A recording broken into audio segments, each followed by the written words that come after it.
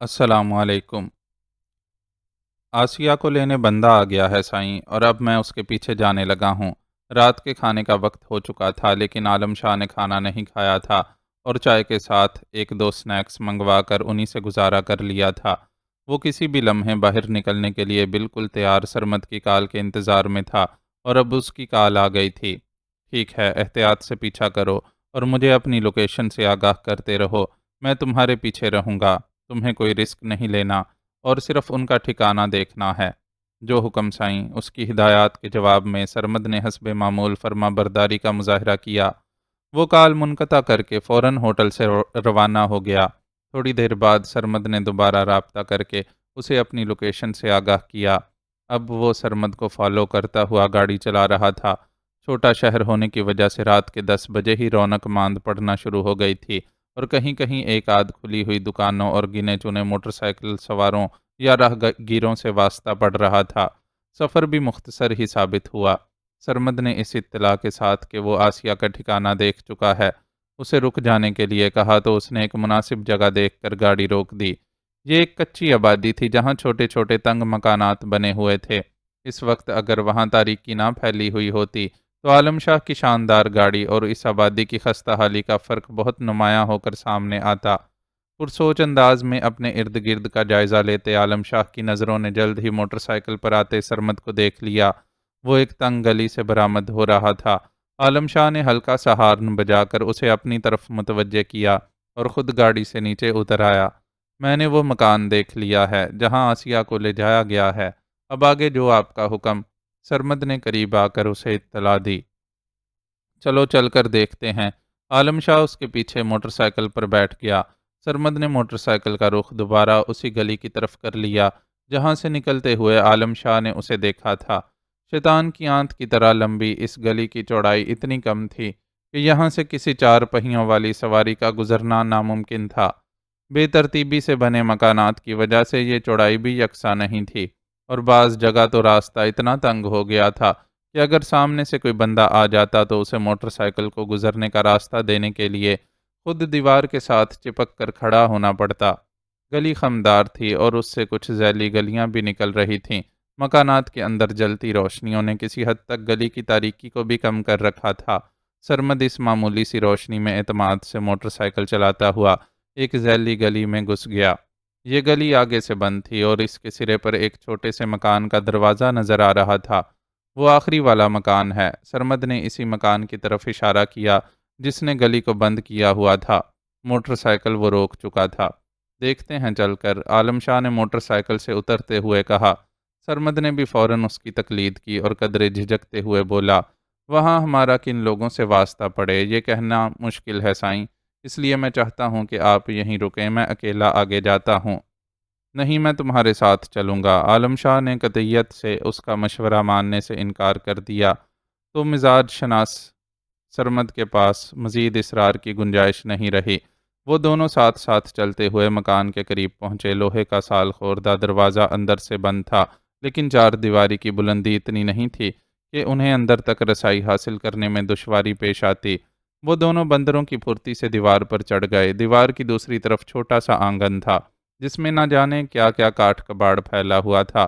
آنگن کے پار موجود کمرے میں بہت مدھم سی روشنی دکھائی دے رہی تھی، لیکن وہ روشنی اتنی کم تھی کہ باہر نکل کر آنگن کی تاریکی کو دور کرنے سے قاصر تھی۔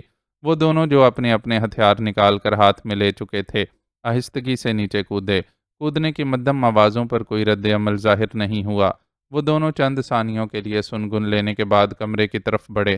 کمرے کا دروازہ پوری طرح بند نہیں تھا۔ سرمد نے اس نیم وا دروازے سے اندر جھانکا۔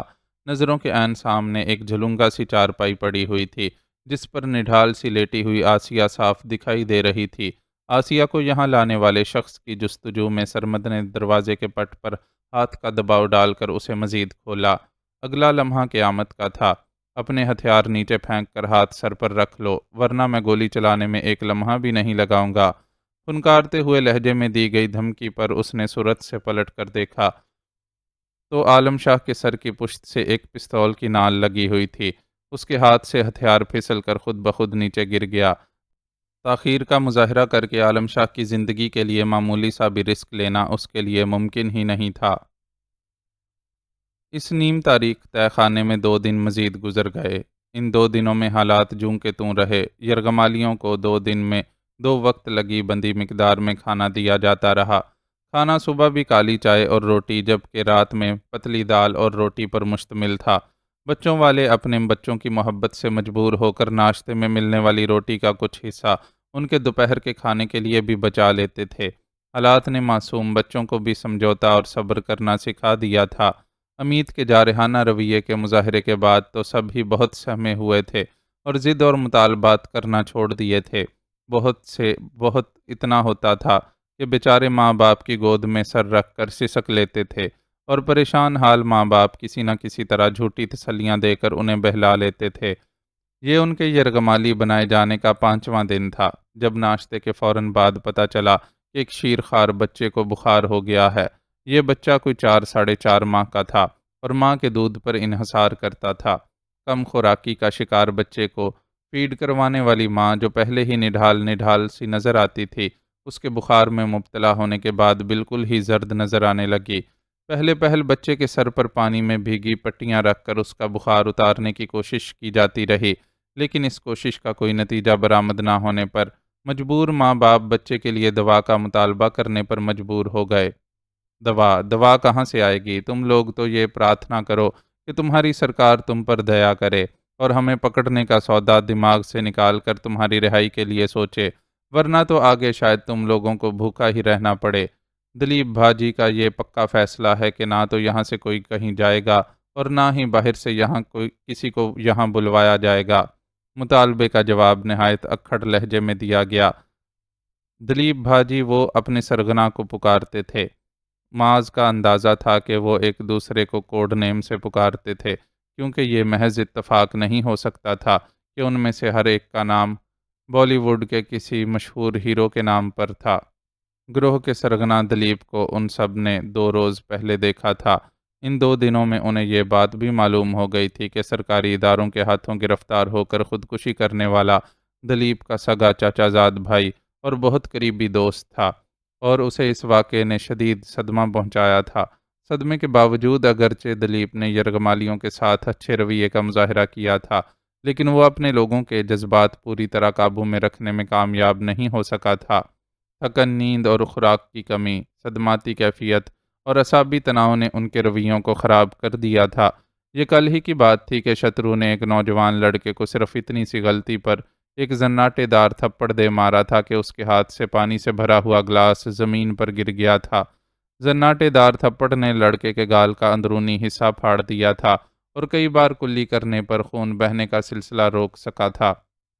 لڑکے کے رخسار پر تھپڑ کے نتیجے میں چھپ جانے والی شترو کی انگلیوں کے نشانات ابھی تک دکھائی دے رہے تھے، اور یہ اس بات کا اعلان تھا کہ اعصابی ٹوٹ پھوٹ کا شکار اغواکار اپنی نرمی والی روش چھوڑ کر بے رحمی کی راہ پر چل پڑے ہیں۔ اس صورتحال میں بیمار بچے کے لیے کیا جانے والا دوا کا مطالبہ رد ہونا کوئی ایسی انوکھی بات نہیں تھی، لیکن بچے کے ماں باپ کے لیے دوا نہ ملنے کے باعث لمحہ بلمحہ اپنے بچے کی بگڑتی حالت کو دیکھنا بھی آسان نہیں تھا۔ دوپہر تک بچے کا بخار اتنا تیز ہو گیا کہ اس پر غشی کی سی کیفیت طاری ہونا شروع ہو گئی اور اس نے دودھ پینا بھی ترک کر دیا۔ جوان العمر ماں، جو محدود غذا کے ساتھ کسی نہ کسی طرح اپنی اور بچے کی زندگی کا سلسلہ برقرار رکھے ہوئے تھی، بار بار بچے کو چھاتی سے لگا کر دودھ پلانے کی کوشش کرتی اور ناکام ہونے پر بلک بلک کر رونے لگتی۔ اس کا رونا ہر ایک کے لیے تکلیف دہ تھا۔ خود معاذ سے بھی یہ صورتحال برداشت نہیں ہو رہی تھی۔ اگر سونیا نے اسے جذباتیت کا مظاہرہ کر کے نظروں میں آنے سے سختی سے روک نہ رکھا ہوتا تو وہ ضرور کچھ نہ کچھ بول چکا ہوتا۔ بولنا کیا، وہ تو شاید یہاں سے رہائی کی عملی کوشش بھی کر ڈالتا، لیکن سونیا اس بات کے لیے بھی راضی نہیں تھی۔ اس کا خیال تھا کہ فی الحال انہیں تیل اور تیل کی دھار دیکھنے کی حکمت عملی ہی اپنائے رکھنا چاہیے اور غیر معمولی اقدامات اٹھا کر اپنے لیے رسک نہیں لینا چاہیے، کیونکہ امید تھی کہ جلد یا بدیر دیگر یرغمالیوں کے ساتھ ساتھ وہ لوگ بھی رہا ہو جائیں گے۔ معاذ نوٹ کر رہا تھا کہ اسے صبر کی نصیحت کرنے والی سونیا مسلح افراد میں شامل اکشے کے نام سے پکارے جانے والے ایک لڑکے پر خصوصی توجہ دے رہی ہے اور سب کی نظر بچا کر اسے معنی خیز اشارے کرتی رہتی ہے۔ اکشے نامی وہ لڑکا ان سب میں سب سے کم عمر تھا اور زبان سے کچھ کہے بغیر اپنی ڈیوٹی دیتا رہتا تھا۔ معاذ نے نوٹ کیا تھا کہ شروع میں تو وہ سونیا کے اشاروں کنایوں کو نظر انداز کرنے کی کوشش کرتا رہتا تھا، لیکن ظاہر ہے سونیا جیسی غیر معمولی حسین عورت کو نظر انداز کرنا کوئی معمولی بات نہیں تھی۔ اب تو گویا وہ خود سونیا کے اشاروں کا منتظر رہتا تھا، اور کبھی کبھی سونیا کو دیکھتے ہوئے اس کے ہونٹوں پر خفیف سی مسکراہٹ بھی آ جاتی تھی۔ وہ سونیا کے اس کھیل کا مقصد سمجھنے کی کوشش کر رہا تھا۔ یہ تو خیر ممکن ہی نہیں تھا کہ وہ عام سا تامل لڑکا سونیا کے دل کو بھا گیا ہو۔ وہ بڑی طرح دار عورت تھی اور یہ لڑکا اس کے لیول سے بہت نیچے کی چیز تھا۔ محض دل لگی کا خیال بھی دل کو نہیں لگتا تھا۔ بہرحال جو کچھ بھی تھا اسے سامنے آ ہی جانا تھا۔ فی الحال جس مسئلے نے معاذ کو زیادہ مضطرب کر رکھا تھا وہ بیمار بچے کی لمحہ بلمحہ بگڑتی حالت تھی۔ بچہ جو پہلے کبھی نحیف سی آواز میں رو لیتا تھا، اب رونا بھی ترک کر چکا تھا۔ اس کی ایسی حالت نے ایک بار پھر ماں کا ضبط توڑ ڈالا اور وہ ہاتھ جوڑ کر مسلح افراد کے سامنے بلکنے لگی۔ تمہیں تمہارے بچوں کا واسطہ، دنیا میں جو بھی تمہیں پیارا ہے اس کا واسطہ، جن کے لیے تم نے یہ سارا چکر چلایا ہے ان کا واسطہ، پلیز پلیز میرے بچے کے لیے کہیں سے دعا لا دو۔ دوا نہیں لا سکتے تو مجھے میرے بچے کے ساتھ یہاں سے جانے دو۔ میں واحے گرو کی سوگند کھاتی ہوں، میں کسی کو کچھ نہیں بتاؤں گی۔ دوا لا دو یا مجھے جانے دو۔ دونوں ہاتھ جوڑے وہ بلک بلک کر آخری جملے کی گردان کرنے لگی۔ یہ صورتحال ایسی تھی کہ سبھی کے دل تڑپ اٹھے۔ بچے کی ماں کے ساتھ دوسری عورتیں بھی رو رو کر یہی مطالبہ کرنے لگیں۔ مسلح افراد جو اب تک پتھرائے ہوئے چہروں کے ساتھ یہ سب دیکھ رہے تھے، ان کے چہروں کے تاثرات میں بھی تھوڑی تبدیلی نظر آنے لگی۔ تھوڑا صبر کرو، میں دیکھتا ہوں کہ کیا کیا جا سکتا ہے۔ آخرکار امیت نے اپنی خاموشی توڑی اور بلند آواز میں یہ جملہ کہہ کر سیڑھیاں چڑھ گیا۔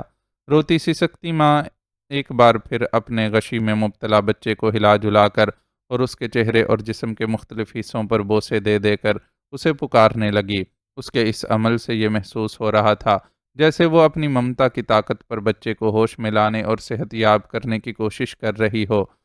اس بے بس اور مجبور ماں کی حالت پر افسردہ سبھی امیت کی واپسی کی راہ تکنے لگے۔ تقریباً 7-8 منٹ بعد امیت تہہ خانے کی سیڑھیاں اترتا دکھائی دیا۔ یہ بخار کی گولی ہے، اسے پیس کر پانی میں گھول لو اور بچے کو پلا دو۔ اس نے اپنی مٹھی میں دبی ایک گولی بچے کے باپ کے ہاتھ میں تھمائی۔ لیکن یہ خطرناک ہوگا، اتنے چھوٹے بچے کو ایسی بے احتیاطی سے کوئی دوا کیسے استعمال کروائی جا سکتی ہے؟ اس موقع پر معاذ خود کو بولنے سے روک نہیں سکا۔ میں کون سا پوری گولی کھلا دینے کی بات کر رہا ہوں؟ بچے کی عمر کے حساب سے آدھی پاؤ گولی پیس کر کھلا دو۔ اگر نہیں کھلانی تو تم لوگوں کی مرضی، ہم اس کے سوا کوئی دوسرا بندوبست نہیں کر سکتے۔ نہایت رکھائی سے جواب دے کر وہ واپس اپنی جگہ پر جا بیٹھا۔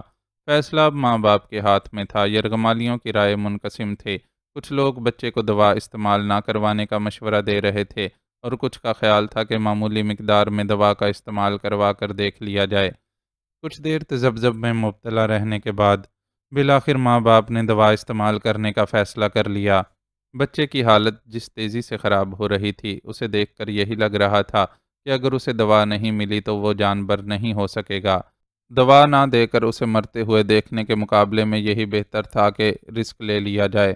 بالآخر گولی کا ایک حصہ توڑ کر اسے پانی میں گھولا گیا اور ماں نے جانے کیا کیا پڑھ کر پھونکتے ہوئے بچے کا منہ زبردستی کھول کر دوا اس کے حلق میں انڈیلی۔ دوا کا کچھ حصہ بچے کے پیٹ میں چلا گیا اور کچھ باچھوں سے بہہ گیا۔ اب سب دم سادے دوا کا اثر ہونے کے منتظر تھے۔ بچے کو گود میں لیے بیٹھی اس کی ماں تو گویا پلکیں بھی جھپکنا بھول گئی تھی۔ یہ اسے کیا ہو رہا ہے؟ دوا کے استعمال کو تقریباً 15-16 منٹ ہوئے تھے کہ ماں چیخی۔ اس کے چیخنے پر سب نے توجہ دی تو پتہ چلا کہ بچے کے ہاتھ پیر اینٹھنا شروع ہو گئے ہیں اور جلد کی رنگت میں بھی تغیر آ رہا ہے۔ اس کی ہتھیلیوں اور تلووں کی مالش کرو۔ کسی نے مشورہ دیا تو روتی ہوئی ماں کانپتے ہاتھوں سے ایسا کرنے کی کوشش کرنے لگی۔ 2 اور عورتیں بھی اس عمل میں اس کے ساتھ شامل ہو کر اس کی مدد کرنے لگیں، لیکن بچے کے جسم کی اینٹھن تھی کہ بڑھتی جا رہی تھی اور اب اس کے جسم کو باقاعدہ جھٹکے لگ رہے تھے۔ جھٹکوں کا آغاز ہونے کے فوراً بعد ہی بچے کے منہ سے سفید سفید جھاگ نکل کر بہنے لگا۔ ہر ایک سمجھ رہا تھا کہ اب بچے کا بچنا ناممکن ہے، لیکن ماں چیخ چیخ کر پیدا کرنے والے سے اپنے بچے کی زندگی کی بھیک مانگ رہی تھی۔ ماں کی دعا کی تاثیر نے انکار نہیں کیا، لیکن جب کسی کام کا ہونا ٹھہر جائے تو پھر وہ ہو کر ہی رہتا ہے۔ اس ننھی کلی کے بھی بن کھلے شاخ سے ٹوٹ جانے کا فیصلہ ہو چکا تھا، سو ماں کی ساری تڑپ اور پکاریں رائے گاں چلی گئیں، اور وہ ننھا وجود ایک آخری ہچکی لے کر ہمیشہ کے لیے ساکت ہو گیا۔ بچے کی موت ہر ایک کی آنکھوں میں آنسو لے آئی، لیکن اس کی ماں کا رد عمل سب سے مختلف تھا۔ جب تک بچے کے جسم میں سانسیں باقی تھیں، وہ مسلسل روتی اور کرلاتی رہی تھی۔ بچے کی سانسیں ختم ہوتے ہی اس کا رونا بھی رک گیا۔ چند ثانیوں کے لیے وہ ساکت بیٹھی گود میں موجود بچے کے بے جان وجود کو دیکھتی رہی، پھر یکا یک اس نے بچے کو گود سے اتار کر نیچے لٹایا اور کسی بپھری ہوئی شیرنی کی طرح اپنی جگہ سے کھڑی ہوئی۔ اس کے کھڑے ہوتے اور حرکت میں آنے میں شکار پر حملہ آور ہونے والی شیرنی کسی ہی پھرتی تھی۔ قاتل ہتھیارے، تو نے مارا ہے میرے بچے کو، میں تیرا خون پی جاؤں گی۔ وہ گویا جست لگا کر امید تک پہنچی تھی اور اس بری طرح اس پر حملہ آور ہوئی تھی کہ بکھلاہٹ میں اس کے ہاتھ سے گن چھوٹ کر نیچے گر گئی۔ عورت کے شوہر سمیت ہر ایک دم بخود سا یہ منظر دیکھ رہا تھا۔ ایک زخم خوردہ ماں اس پل اپنے سے کئی گنا طاقتور اور مسلح شخص پر حاوی دکھائی دے رہی تھی۔ کسی ایکشن کے لیے مناسب موقع جان کر معاذ نے سوالیہ نظروں سے سونیا کی طرف دیکھا۔ اس سے قبل کہ سونیا کی طرف سے کوئی جواب موصول ہوتا، تہہ خانہ گولی چلنے کی آواز سے گونج اٹھا اور کئی لبوں سے چیخیں نکل گئیں۔ سرمد کے پاس ہتھیار پھینک دینے کے سوا کوئی چارہ ہی نہیں تھا۔ عالم شاہ کے سر سے پستول لگائے کھڑے شخص کے چہرے کے تاثرات جارحانہ تھے، اور اس کی ذرا سی بھی بے احتیاطی بڑے نقصان کا سبب بن سکتی تھی۔ دونوں اپنے ہاتھ سر سے اوپر اٹھا لو، اس نے خوفناک لہجے میں حکم دیا، اور ساتھ ہی عالم شاہ کو ٹہوکا دیا کہ وہ بھی کمرے میں داخل ہو جائے۔ اس کے حکم کی تعمیل کے سوا کوئی چارہ نہیں تھا، اور انہیں صبر سے اس لمحے کا انتظار کرنا تھا جب انہیں پانسا پلٹنے کا موقع مل جائے۔ موقع بالکل غیر متوقع طور پر فوراً ہی مل گیا۔ حکم کی تعمیل میں چند قدم کمرے میں عالم شاہ کے پیچھے پیچھے ہی اندر آ جانے والے پستول بردار پر اچانک ہی ایک قیامت ٹوٹی تھی۔ اس پر یہ قیامت توڑنے والی آسیہ تھی، آسیہ جسے وہ تینوں ہی اس منظر میں موجود ہونے کے باوجود یکسر فراموش کر چکے تھے۔ اچانک حرکت میں آئی تھی اور چارپائی کے سرہانے رکھی تپائی پر موجود سالن کی پلیٹ اٹھا کر پستول بردار شخص کے منہ پر دے ماری تھی۔ چینی کی اس پلیٹ سے لگنے والی چوٹ اپنی جگہ، لیکن پستول بردار کا اصل کباڑہ آنکھوں میں چلے جانے والے سالن نے کیا تھا۔ سالن آنکھوں میں جانے سے مچنے والی مرچوں نے اسے بے ساختہ چیخنے پر مجبور کر دیا تھا، اور حقیقتاً وہ ناچ کر رہ گیا تھا۔ عالم شاہ اور سرمد اس موقع کو گنوانے کی غلطی کیوں کرتے، انہوں نے فوراً ہی اسے چھاپ لیا۔ صرف ایک لمحے میں پانسا پلٹ چکا تھا، اور اس شخص کا پستول عالم شاہ کے ہاتھ میں تھا، جبکہ سرمد اسے سینے کے بل زمین پر گرانے کے بعد وہیں ایک کھونٹی سے لگی بیلٹ اتار کر اس کے دونوں ہاتھ پشت کی طرف کر کے مضبوطی سے کس چکا تھا۔ سیدھا کرو اسے، عالم شاہ نے فرش پر گرے ہوئے دہائیاں دیتے شخص کی بابت سرمد کو حکم دیا، اور ایک نظر جھلونگا چارپائی پر موجود آسیہ پر ڈالی۔ وہ جو ان کے داخلے کے وقت چارپائی پر لیٹی ہوئی تھی، پتہ نہیں کس لمحے اٹھ کر بیٹھ گئی تھی، اور وہ کارنامہ انجام دیا تھا جس کے باعث وہ زیر سے زبردست ہو گئے تھے۔ عالم شاہ کی نظر خود پر پڑتے ہی آسیہ نے نظریں جھکا لیں اور اپنے دونوں ہاتھ اس کے آگے جوڑ دیے۔ کون ہے یہ شخص؟ عالم شاہ نے سپاٹ لہجے میں سوال کیا۔ ٹونی، آسیہ نے جواب دیا، اور ساتھ ہی اس کے لبوں سے ایک سسکی نکلی۔ عالم شاہ جواب میں ایک گہرا سانس لے کر رہ گیا۔ اسے اچھی طرح یاد تھا کہ آسیہ نے اپنے محبوب کا نام ٹونی بتایا تھا۔ ٹونی وہ شخص تھا جس نے سجل اور معظم شاہ کے اغوا برائے تاوان کے منصوبے میں آسیہ کو سہولت کار کا کردار ادا کرنے کے لیے راضی کیا تھا، اور اسے خواب دکھایا تھا کہ اس واردات سے ملنے والی بڑی رقم سے وہ دونوں اپنا مستقبل سنوار سکیں گے۔ مستقبل کے سنہری خواب انسان کو نہ جانے کیا کچھ کرنے پر راضی کر لیتے ہیں۔ آسیہ بھی انہی خوابوں کا شکار ہوئی تھی، اور اب اس کا حال یہ تھا کہ وہ ایک لنگڑی فقیرنی کی حیثیت سے دن بھر دھوپ میں پڑی لوگوں سے ملنے والی بھیک کی منتظر رہتی تھی، اور اس کے زخموں پر مکھیاں بن بناتی تھیں۔ اس کا چہرہ صاف کر کے منہ بند کرو، کہیں اس کا شور سن کر کوئی آ نہ جائے۔ وہ آسیہ سے اس کے اس حال تک پہنچنے کی داستان سننا چاہتا تھا، لیکن ٹونی کی دی جانے والی دہائیاں اور دھمکیاں اسے ڈسٹرب کر رہی تھیں۔ سالن چلے جانے سے اس کی آنکھوں اور ناک میں ابھی تک مرچیں لگ رہی تھیں، اور اس کی خواہش تھی کہ اس کا منہ دھلا کر اسے اس اذیت سے نکالا جائے۔ ان کی طرف سے کان نہ دھرنے پر وہ طیش میں آ کر دھمکیاں دینے لگتا تھا کہ انہیں اپنی اس جرت کا خمیازہ بھگتنا پڑے گا، اور وہ آسانی سے یہاں سے بچ کر نہیں نکل سکیں گے۔ لیکن ان دھمکیوں کے فوراً بعد ہی پھر دوبارہ اس کی منتیں اور خوشامدیں شروع ہو جاتی تھیں۔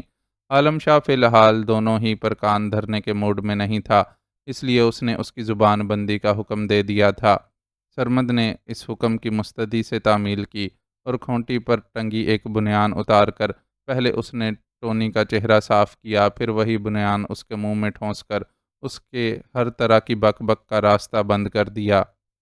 میں آپ کی مجرم ہوں سائیں، اور آپ کے سزا دیے بغیر بھی مسلسل اپنے جرم کی سزا بھگت رہی ہوں۔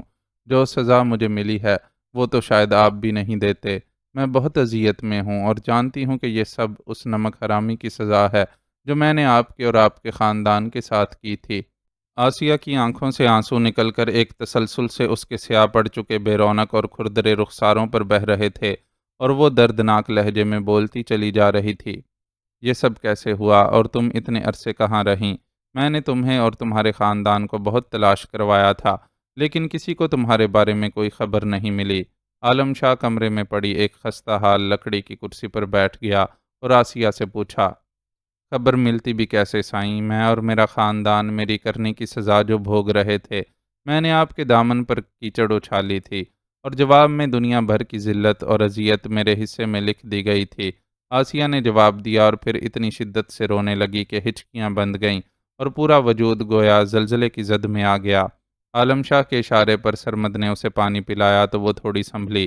اس کے بعد اس نے گلوگیر لہجے میں جو داستان سنائی اس کا لب لباب یہ تھا۔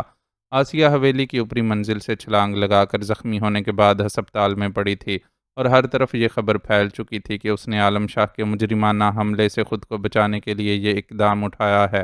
اس خبر نے اس کے چھوٹے بھائی کو اتنا مشتعل کیا کہ اس نے موقع پا کر عالم شاہ پر قاتلانہ حملہ کر دیا۔ منشی عبدالحق کو بیٹے کے اس عمل کی خبر ہوئی تو اسے آسیہ کے ساتھ ساتھ اس کی جان کے بھی لالے پڑ گئے۔ وہ جانتا تھا کہ جاگیردار جتنے بھی نرم مزاج اور رسول پسند سہی اپنے وارث کا قتل معاف نہیں کریں گے۔ ایسی بری صورتحال میں جب اسے کسی نامعلوم شخص کی طرف سے یہ پیغام ملا کہ اگر وہ اپنے اہل خانہ کو لے کر گاؤں سے نکل آئے تو اسے پناہ مل جائے گی، تو وہ اس پیغام کو پیغام زندگی سمجھا اور ہسپتال میں پڑی آسیہ سمیت گاؤں سے نکل گیا۔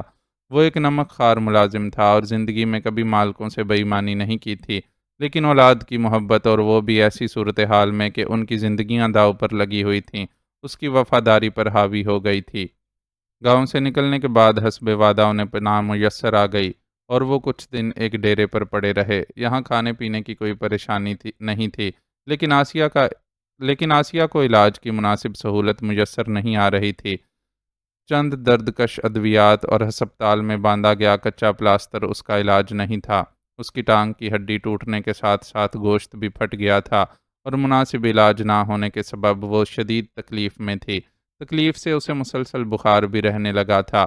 ماں باپ سے بیٹی کی ایسی حالت کیوں کر برداشت ہوتی؟ وہ ڈیرے پر موجود نگراں کے آگے دہائیاں دینے لگے۔ وہ ڈیرہ شکیل سمروں کا تھا اور نگراں اس کا وفادار ملازم۔ آسیہ کی حالت اور اس کے ماں باپ کی مسلسل دہائیوں پر اس نے شکیل سمروں کو صورتحال سے آگاہ کیا۔ نتیجتاً 2 دن بعد تنویر عرف ٹونی آ کر انہیں وہاں سے لے گیا اور شہر کے ایک چھوٹے سے گھر میں رکھا۔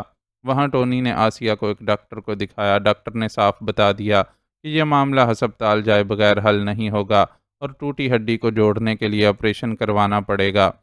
ٹونی جانتا تھا کہ آسیہ اور اس کے خاندان کو تلاش کیا جا رہا ہے، اور آسیہ کی حالت کے پیش نظر ہسپتالوں پر خصوصی نظر رکھی جا رہی ہے، اس لیے وہ اسے ہسپتال لے جانے کا خطرہ مول لینے کو تیار نہیں تھا، اور ڈاکٹر سے اصرار کر کے کچھ دوائیں وغیرہ لکھوا لی تھیں۔ ان طاقتور اینٹی بائیوٹکس اور پین کلرز کے استعمال سے وقتی طور پر آسیہ کی حالت کچھ بہتر ہو گئی، لیکن بہرحال یہ کوئی علاج نہیں تھا۔ ان مشکل حالات میں آسیہ کے خاندان پر دوسری مصیبت یہ ٹوٹی کہ شکیل سمروں کی ہدایت پر ٹونی منشی عبدالحق پر زور دینے لگا کہ وہ اسے قربان شاہ کی کمزوریوں، جائیداد کی تفصیلات اور ان خفیہ راستوں وغیرہ کے بارے میں آگاہ کرے جن سے حویلی میں نقب لگائی جا سکے۔ منشی حویلی کا پشتنی ملازم تھا اور حویلی والوں کے ہر اچھے برے راز سے آگاہ تھا۔ اگر وہ زبان کھول دیتا تو شکیل سمروں کی چاندی ہو جاتی اور سمرو خاندان شاہوں پر حاوی ہو جاتا، لیکن منشی عبدالحق نے زبان نہیں کھولی۔ وہ اولاد کی زندگیاں بچانے کے لیے حویلی سے بھاگا ضرور تھا، لیکن حویلی والوں کی وفاداری سے منحرف نہیں ہوا تھا۔ سیدھی انگلیوں سے گھی نہ نکلتے دیکھ کر ٹونی نے تشدد کی راہ اختیار کی۔ عملاً اب آسیہ اور اس کا خاندان ٹونی کا قیدی تھا۔ منشی پر دباؤ ڈالنے کے لیے ایک طرف تو اس نے اس پر تشدد شروع کر دیا، دوسرے آسیہ کے دوا علاج کا سلسلہ بالکل موقوف کر دیا۔ دوا نہ ملنے سے آسیہ کی تکلیف میں بے پناہ اضافہ ہو گیا۔ ان چند دنوں میں اس کی یہ خوش فہمی دور ہو چکی تھی کہ ٹونی اس سے محبت کرتا ہے۔ ٹونی نے حقیقتاً کبھی اس سے محبت نہیں کی تھی اور اسے صرف اور صرف اس لیے اپنے جال میں پھنسایا تھا کہ اس کے ذریعے حویلی والوں کی دولت پر نقب لگا سکے۔ وہ شروع سے شکیل سمرو کا ساتھی تھا اور اس کے اشارے پر آسیہ کی طرف بڑھا تھا۔ تشدد اور ذہنی اذیت میں مبتلا منشی عبدالحق اولاد کی محبت میں ایک بار پھر اپنی وفاداری پر آنچ آنے کو تو قبول نہ کر سکا اور چپکے سے موت کی گود میں پناہ لے لی۔ پتہ نہیں یہ جسمانی تشدد تھا یا ذہنی دباؤ کہ اس کی حرکت قلب ہی بند ہو گئی۔ ٹونی اس کی لاش لاوارث لاش کے طور پر دفن کرنے کے لیے کہیں چھوڑ آیا۔ ان تینوں میں سے کسی کی جرت نہیں تھی کہ وہ اس کے سامنے دم مار سکتے۔ وہ انہیں بے دریغ تشدد کا نشانہ بناتا تھا۔ ایک بار تو اس نے چھوٹے کے سر پر پستول رکھ کر اسے گولی مارنے کا اعلان کر دیا تھا اور آسیہ اور اس کی ماں سینکڑوں منتوں ترلوں کے بعد اسے اس کے اس ارادے سے باز رکھنے میں کامیاب ہو سکی تھیں۔ وہ ہمہ وقت ان تینوں کو کڑی نگرانی میں رکھتا تھا اور گھر سے صرف اسی وقت باہر جاتا تھا جب وہ تینوں گہری نیند میں ہوتے تھے۔ آسیہ کے خیال کے مطابق اس موقع پر انہیں کوئی نشہ آور دوا استعمال کروائی جاتی تھی اور ٹونی کی آمد سے قبل آنکھ کھل جانے کی صورت میں بھی وہ اس لائق نہیں ہوتے تھے کہ فرار کے بارے میں کوئی منصوبہ بنا سکیں۔ ویسے بھی وہ ان کے ہاتھ پیر باندھ کر جاتا تھا۔ منشی کی موت کے بعد ایک تبدیلی یہ آئی تھی کہ اس نے آسیہ کے برے بھلے علاج کا سلسلہ دوبارہ شروع کروا دیا تھا اور اس کی حالت دوبارہ سنبھلنے لگی تھی۔ اس مہربانی کی وجہ بھی جلد سامنے آ گئی۔ اس نے صاف الفاظ میں بتا دیا کہ وہ اور اس کا خاندان اس کے لیے بوجھ ہیں اور وہ اس بوجھ کو صرف اس صورت میں اٹھا سکتا ہے کہ آسیہ مالی مسائل حل کرنے میں اس کے ساتھ تعاون کرے۔ تعاون کا یہ طریقہ نہایت شرمناک تھا۔ اگر آسیہ کی اکیلی جان کا معاملہ ہوتا تو وہ مرنا قبول کر لیتی، لیکن اس کام پر راضی نہ ہوتی جو ٹونی اس سے کروانا چاہتا تھا۔ ٹونی نے اسے واضح دھمکی دی تھی کہ سب سے پہلے وہ اس کی نظروں کے سامنے اس کے کمسن بھائی کو گولی مارے گا اور اس کے بعد بھی وہ اپنی عزت محفوظ نہیں رکھ سکے گی۔ فرق صرف رضامندی دینے اور نہ دینے کا تھا۔ رضامندی ظاہر کر کے وہ اپنے بھائی اور ماں کی زندگی بچا سکتی تھی، چنانچہ وہ مجبور ہو گئی اور اس کا زخمی وجود نچلے درجے کے اوباشوں کی تفریح کا ذریعہ بن گیا۔ چھوٹا جو عالم شاہ کے بہن پر مجرمانہ حملے کی جھوٹی خبر سن کر جوش میں اس پر کلہاڑی کا مہلک وار کر گیا تھا، اب بے بسی سے ہر رات بہن کو بکتے دیکھنے پر مجبور تھا۔ اپنی اس مجبوری سے وہ زیادہ عرصہ سمجھوتا نہ کر سکا اور ایک رات عین اس وقت جب آسیہ اس کی زندگی کے لیے اپنے جسم و جان پر عذاب سہ رہی تھی، اس نے خود کو غسل خانے میں بند کر کے اسٹیل کی بالٹی کے ٹوٹے کنارے سے اپنے دونوں ہاتھوں کی رگیں کاٹ لیں۔ بیٹی کے حال پر بستر پر نڈھال پڑی آنسو بہاتی ماں کو خبر ہی نہ ہو سکی کہ اس کا ایک اور جگر گوشہ اس کے قریب ہی کہیں اذیت سے گزر رہا ہے۔ صبح چھوٹے کی اکڑی ہوئی لاش غسل خانے سے دریافت ہوئی تو دکھوں کی ماری ماں ذہنی توازن کھو بیٹھی۔ ٹونی نے چھوٹے کی لاش کے لیے وہی طریقہ اپنایا جو منشی عبدالحق کے لیے اختیار کیا تھا، جبکہ ذہنی توازن کھو دینے والی عورت کو ایک ایسے پاگل خانے میں چھوڑ آیا جہاں سے مشکل سے ہی کبھی کوئی مریض صحت یاب ہو کر باہر نکلا تھا۔ اس صورتحال میں آسیہ کی کوئی مجبوری نہ رہی کہ وہ خود کو بیچنے کا سلسلہ جاری رکھتی۔ حیرت انگیز طور پر ٹونی نے بھی کوئی ایسا مطالبہ نہیں کیا۔ وہ ان دنوں کچھ پریشان اور الجھا ہوا دکھائی دیتا تھا۔ آخر آسیہ کو پتہ چلا کہ ٹونی کا سرپرست اور مربی شکیل سمرو اپنی کوٹھی پر ہونے والے حملے میں شدید زخمی ہونے کے بعد ہسپتال میں پڑا ہے اور اس کے بچنے کی کوئی امید نہیں ہے۔ جلد ہی یہ بھی واضح ہو گیا کہ شکیل سمرو زندہ بچنے کے بعد بھی اسی حالت میں ہے کہ اسے زندوں میں شمار نہیں کیا جا سکتا اور ڈاکٹر اس کی طرف سے کوئی امید نہیں دلا رہے۔ شکیل کی سرپرستی سے محروم ہونے کے بعد ٹونی کے لیے خطرات بڑھ گئے تھے۔ اس نے آسیہ کے دام کھڑے کرنے اور اپنے لیے نئی پناہ گاہ تلاش کرنے کے لیے ہاتھ پیر چلانا شروع کر دیے اور نتیجتاً گداگروں کے ایک گروہ تک پہنچ گیا۔ اس گروہ میں شمولیت اختیار کرنے کے بعد سے وہ آسیہ سمیت اس چھوٹے سے شہر میں موجود تھا اور آسیہ سے بھیک منگوانے کا دھندا کروایا جا رہا تھا۔ آسیہ کو مزید قابل رحم بنانے اور لوگوں کی جیب سے اس کے لیے زیادہ سے زیادہ بھیک نکلوانے کے لیے اس کے علاج معالجے کا سلسلہ ایک بار پھر موقوف کر دیا گیا تھا اور بس اس حد تک اسے غذا اور دوا فراہم کی جاتی تھی کہ وہ فوری طور پر مر نہ جائے۔ یہ سلسلہ آسیہ کے لیے اذیت ناک تھا، لیکن جسم فروشی کے مقابلے میں وہ اسے بہتر سمجھتی تھی اور اس اذیت کو اپنے کیے کی سزا سمجھ کر قبول کر چکی تھی۔ میں نے پشتوں کی وفاداری پر خاک ڈال کر آپ کے خاندان کو نقصان پہنچایا، اپنے باپ کی عزت مٹی میں ملائی اور آپ کے دامن پر کیچڑ اچھالی تو مجھے اس کی کڑی سزا بھی ملی سائیں۔ مجھے اپنی اس حالت پر کسی سے کوئی شکوہ نہیں ہے۔ میری اب بس اتنی ہی خواہش رہ گئی تھی کہ ایک بار آپ سے معافی مانگنے کا موقع مل جائے اور میں اس دھوکے باز کو اس کے بدترین انجام تک پہنچتا دیکھوں۔ بات کے اختتام پر اس نے ایک بار پھر عالم شاہ کے آگے ہاتھ جوڑ دیے اور فرش پر پڑے ٹونی پر ایک نفرت انگیز نظر ڈالی۔ معاف کرنے والی ذات اللہ کی ہے آسیہ، تم ٹھیک کہتی ہو۔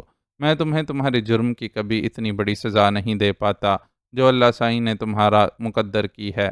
تم اس سے توبہ کرو۔ رہا میں تو سمجھو میں نے تمہیں معاف کر دیا ہے۔ آسیہ واقعی دردناک حالات سے گزری تھی اور عالم شاہ میں حوصلہ نہیں تھا کہ اسے مزید کوئی سزا سناتا، اس لیے اسے معافی کا پروانہ دے دیا۔ بہت بہت شکریہ سائیں، اب کم سے کم میری موت آسان ہو جائے گی۔ آپ نے معافی دے کر مجھ پر بہت بڑا بوجھ اتار دیا ہے۔ اس کے نحیف و نزار وجود میں جانے کتنا نمکین پانی جمع تھا کہ مسلسل آنسو بہانے کے باوجود یہ سلسلہ نہیں رک رہا تھا۔ میں تمہیں اپنے ساتھ لے جاؤں گا آسیہ، ہم تمہارا بہترین علاج کروائیں گے۔ اللہ سائیں نے چاہا تو ایک دن تم اپنے پیروں پر کھڑے ہونے کے لائق ہو جاؤ گی۔ عالم شاہ نے اس کی دلجوئی کی کوشش کی لیکن وہ الٹا خوف زدہ ہو گئی اور گڑ گڑاتے ہوئے بولی، مجھے آپ کے ساتھ کہیں نہیں جانا سائیں، بس آپ مجھ پر اتنا احسان کریں کہ ٹونی کا پستول مجھے دے جائیں، میں اس خبیث کو اپنے ہاتھ سے جہنم واصل کرنے کے بعد سکون کی موت مر سکوں گی۔ تمہیں قانون کو اپنے ہاتھ میں لینے کی کوئی ضرورت نہیں ہے۔ میں ابھی پولیس کو کال کرتا ہوں، تم اپنا بیان لکھوانا۔ تمہارا بیان ہی اس کو پھانسی کے پھندے تک لے جانے کے لیے کافی ہوگا۔ عالم شاہ نے اسے سمجھایا لیکن وہ نفی میں سر ہلانے لگی۔ آپ نہیں جانتے سائیں یہ بھکاری کتنے طاقتور ہیں، پتہ نہیں کون ہے جو ان کی سرپرستی کرتا ہے، جو یہ مجھ جیسوں سے کھلم کھلا بھیک منگواتے ہیں اور کوئی ان کے خلاف کچھ نہیں کرتا۔ آپ اسے گرفتار کروائیں گے تو وہ لوگ کسی نہ کسی طرح اسے چھڑوا لیں گے۔ تمہارے نزدیک بھکاریوں کے سرپرست طاقتور ہیں اور ہم کمزور اور بے بس؟ عالم شاہ نے حیرت سے پوچھا۔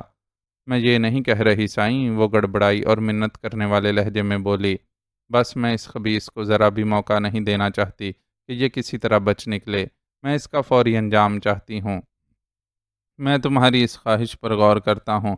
پہلے تم یہ بتاؤ کہ ٹونی کو ہماری آمد کا کیسے پتہ چلا کہ اس نے مکان میں گھسنے کے ساتھ ہی ہمیں گھیر لیا؟ عالم شاہ نے بات کا رخ بدلا۔ یہ صرف اتفاق تھا سائیں، مجھے میرے ٹھکانے سے یہاں لانے کے بعد ٹونی مجھے بازار سے لایا ہوا کھانا پلیٹوں میں نکالنے کا حکم دے کر خود باتھ روم چلا گیا تھا۔ باتھ روم کا بلب کل سے فیوز پڑا ہے، اس لیے آپ کو ٹونی کے وہاں ہونے کا اندازہ نہیں ہو سکا اور اسے بے خبری میں آپ پر قابو پانے کا موقع مل گیا۔ اگر اس نازک موقع پر تم ذہانت کا مظاہرہ نہیں کرتی تو واقعی ہم بہت مشکل میں پڑ جاتے۔ اپنے اس تعاون سے تم نے ماضی کی غلطیوں کا خاصی حد تک ازالہ کر دیا ہے۔ عالم شاہ نے اس کی تعریف کی۔ میں نے پہلے ہی فیصلہ کر لیا تھا سائیں کہ اگر آپ لوگ یہاں پہنچ گئے تو میں جس قدر ممکن ہوا آپ کا ساتھ دوں گی۔ کیا مطلب؟ آسیہ کے الفاظ نے اسے چونکا دیا۔ میں نے آپ کو اور سرمد کو اس میڈیکل سٹور پر دیکھ لیا تھا اور مجھے امید تھی کہ آپ لوگ میرے پیچھے ضرور آئیں گے۔ اس کے جواب نے عالم شاہ کو حیران کر دیا۔ اتنی ابتر حالت میں بھی وہ ذہنی طور پر خاصی چاق و چوبند تھی۔ اسے افسوس ہونے لگا کہ اس ذہین لڑکی کی ذہانت منفی سرگرمیوں میں پڑ کر ضائع ہو گئی۔ اگر منشی عبدالحق ذرا سی جرأت سے کام لیتا اور قربان شاہ سے بات کر کے اس کا تعلیمی سلسلہ جاری رکھنے کے لیے تعاون طلب کر لیتا تو شاید آج حالات اس نہج پر نہ ہوتے۔ اسے اچھی طرح یاد تھا کہ آسیہ نے ابتدائی ملاقات میں اس سے اس سلسلے میں بات کی تھی اور وہ اس بات پر سخت نالاں تھیں کہ اس کے والدین اسے اعلیٰ تعلیم دلوانے سے زیادہ اس کے بھائیوں کو تعلیم دلوانے میں دلچسپی رکھتے ہیں اور اس کی شادی زبردستی اس کے کزن سے کرنے کا فیصلہ کیا جا چکا ہے۔ جبر اور خصوصاً ذہین لوگوں کے ساتھ جبر بغاوت کا سبب بنتا ہے اور بغاوت اکثر انسانی خون کی قربانی لیتی ہے۔ یہاں بھی ایسا ہی کچھ ہوا تھا۔ مجھ پر جب سے ٹونی کی اصلیت کھلی تھی میں اسے اس کے انجام تک پہنچانے کے لیے بے چین تھی، لیکن آپ دیکھ ہی رہے ہیں کہ میری حالت کتنی خراب ہے۔ میں تو اپنی مرضی سے چل پھر بھی نہیں سکتی۔ ایسے میں ٹونی کا کیا بگاڑ پاتی؟ آپ کا یہاں آنا میرے لیے ایک غیبی مدد ہے۔ آپ مجھ پر مہربانی کریں اور یہ پستول مجھے دے دیں تاکہ میں جلد از جلد اس خبیث کو اس کے انجام تک پہنچا سکوں۔ آسیہ کی سوئی ایک ہی جگہ اٹکی ہوئی تھی اور وہ ٹونی کو نفرت بھری نظروں سے گھورتے ہوئے ملتجی لہجے میں عالم شاہ سے اپنی خواہش کا اظہار کر رہی تھی۔ عالم شاہ جو اس کی اس خواہش کو پورا کرنے کا قطعی کوئی ارادہ نہیں رکھتا تھا، اسے سمجھانے کے لیے مناسب الفاظ سوچ ہی رہا تھا کہ بیرونی دروازے پر بلند دستک ہوئی اور اس دستک کے ساتھ ہی کسی نے ٹونی کا نام بھی پکارا۔ یہ شکو کی آواز لگتی ہے، بڑا بدماش اور ہتھ چھٹ بندہ ہے۔ اکثر راتوں کو اس کے مکان پر جوئے اور شراب کی محفل جمتی ہے، جس میں ٹونی سمیت آس پاس رہنے والے بیکاری گینگ کے سارے آوارہ گردوں کو جمع کر لیتا ہے۔ عالم شاہ کی سوالیہ نظروں کے جواب میں آسیہ نے نیچی آواز میں اسے بتایا۔ وہ کچھ خوفزدہ نظر آ رہی تھی۔ اوئے ٹونی، آج کیا بنا پیے ہی ٹیں ہو گیا ہے؟ جلدی سے باہر آ، تجھے بابو بلا رہا ہے۔ پہلی دستک پر رد عمل ظاہر نہ ہونے پر دوبارہ اور بھی بلند آواز میں دروازہ بجایا گیا۔ یہ تو بڑا مسئلہ ہو گیا سائیں، بابو اس بھکاری گینگ کا سردار ہے اور کبھی کبھی یہاں آتا ہے۔ اس نے ٹونی کو بلوایا ہے تو اس کا مطلب ہے اب شکو ٹونی کو لیے بنا یہاں سے نہیں ٹلے گا۔ دروازہ بجانے کے ساتھ جو پیغام نشر کیا گیا تھا اس نے آسیہ کو پہلے سے زیادہ خوفزدہ کر دیا۔ عین اسی لمحے کمرے میں ابھرنے والی ایک بلند آواز نے ان لوگوں کو چونکا دیا۔ یہ آواز اس تپائی کے گرنے سے پیدا ہوئی تھی جس پر تھوڑی دیر پہلے آسیہ نے سالن کی پلیٹ اٹھا کر ٹونی کے منہ پر ماری تھی۔ تپائی پر اب بھی ایک پلیٹ اور جست کا جگ گلاس رکھا ہوا تھا۔ تپائی کے ساتھ یہ سب چیزیں بھی گریں تو اچھی خاصی آواز پیدا ہو گئی۔ تپائی گرنے کا کارنامہ فرش پر بندھے پڑے ٹونی نے انجام دیا تھا۔ وہ موقع کا فائدہ اٹھا گیا تھا۔ شکو کی مسلسل پکاریں سن کر سرمد جائزہ لینے کمرے سے باہر نکل گیا، جبکہ عالم شاہ اور آسیہ گفتگو میں الجھ گئے تھے۔ ایسے میں اس پر سے توجہ ہٹ گئی تھی اور اس چیز کا فائدہ اٹھا کر اس نے بندھی ہوئی حالت میں ہی لات مار کر تپائی گرا دی تھی۔ یقیناً یہ باہر موجود شکو کو متوجہ کرنے کی ایک ترکیب تھی جو ناکام نہیں رہی تھی۔ اوئے کیا ہو رہا ہے؟ کون ہے اندر؟ شکو کی بھڑکی ہوئی آواز نے ظاہر کیا کہ ٹونی کی تدبیر رائے گاہ نہیں گئی ہے، لیکن سرمد نے جو پہلے ہی صحن میں پہنچ چکا تھا اس موقع پر بے پناہ پھرتی کا مظاہرہ کیا اور یکدم ہی دروازہ کھول دیا۔ دروازے پر کھڑا شکو جو کہ کندھے پر لٹکی رائفل اتار ہی رہا تھا، دروازہ کھلنے کی آواز پر اس طرف متوجہ ہوا۔